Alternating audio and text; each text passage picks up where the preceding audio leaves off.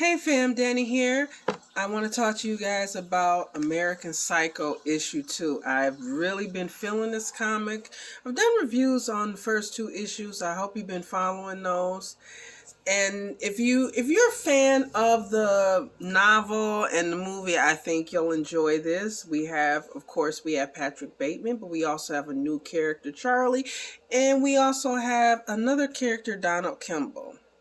Well, this one picks up with, the last issue we saw. Patrick's friend Paul Allen did not fare too well in an interaction with PB. So Donald Kimball has basically been staking him out since he discovered Patrick, and he saw this, and his intrigue with Patrick has just grown and grown, this intrigue, this obsession that he has. And we're not quite sure where he is on, I guess we'll just be honest and say, the serial killer spectrum. Is he active? Is he not active? I mean, it's obvious that he has fantasies, that he feels like he's evolving into something. A lot of his behavior, pretty much the majority of his behavior, is off kilter. So, but we're still not really sure. And we're doing time jumps because we know Charlie is in the year, I think it's 2003 where we are with her. And she basically is not faring well.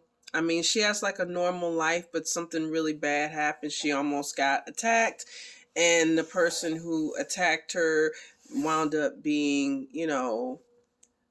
having a bad end, and her ID was found near that body, but she kind of explained that away, with the attack. But she's been having these dreams and hallucinations and or fantasies, what have you, that have been very disturbing to her, and so she doesn't quite know what to make of that. So and then we have Patrick Bateman. Well, he's being Patrick Bateman. He's, living his life of luxury, but also his life of Redrum. So there's a lot of things going, like a lot of moving pieces here. So we pick up with Donald Kimball, and he's decided to ingratiate himself into Patrick's life by impersonating a police officer slash like private detective, like just coming in to try to investigate the disappearance. And he did a little research, enough to know who Paul Allen's girlfriend was, and these people are rich, and he's saying they want to keep this out of the paper and what have you. So he's really just sitting there enjoying being in Patrick's presence and playing this cat and mouse game, and it's satisfying to him, and in some ways not. He marvels at how it seems as if Patrick is just kind of modeling what he thinks a concerned friend or a human would think. But then he also seems a little cagey, a little nervous, and that is disappointing to Donald. So it's kind of a roller coaster ride. Like you can imagine him just sitting there, and I'll post some pictures of, some of the things that went on in the issue and everything when he's having this little exchange with him. And you can almost see, well, we can see, obviously, but like imagine his heart beating real fast, him sweating, maybe Patrick sweating, all throughout this, exchange, this little cat and mouse game that they're playing. And he becomes, actually, it's disturbing, physically excited on the elevator as he's going down. And it's just, it just piqued his curiosity and just amped him up even more. He doesn't stop his little stakeouts. So he's still staking out Patrick's house, and he sees him with his secretary, and he gets disappointed because he doesn't, end his secretary by nefarious means. And he's like, what are you doing?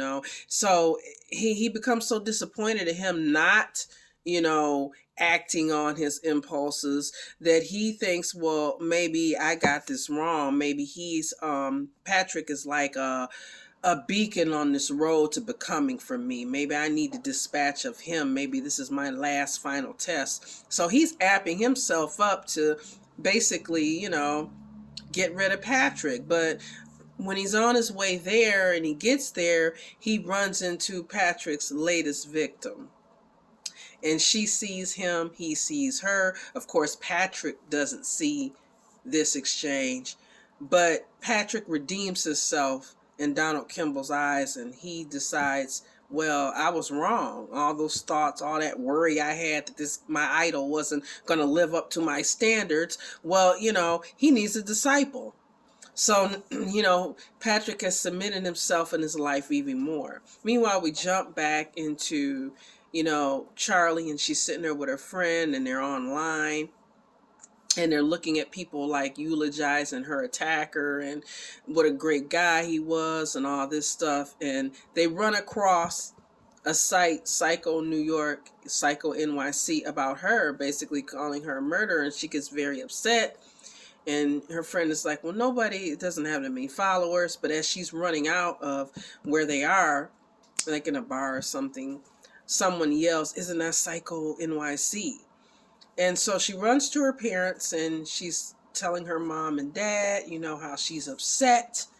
And, she's having these memories or hallucinations and feelings, and she's just very disturbed. So she's coming home, and she's going to her mom and dad and she's looking for guidance.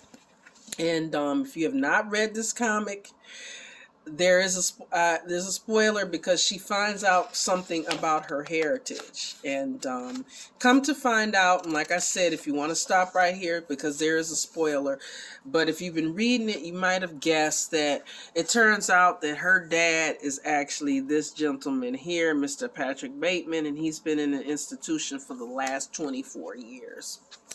So this was something that was not, I kind of was thinking that this connection, there was going to be some kind of familial connection between her and Patrick. So I'm not really shocked.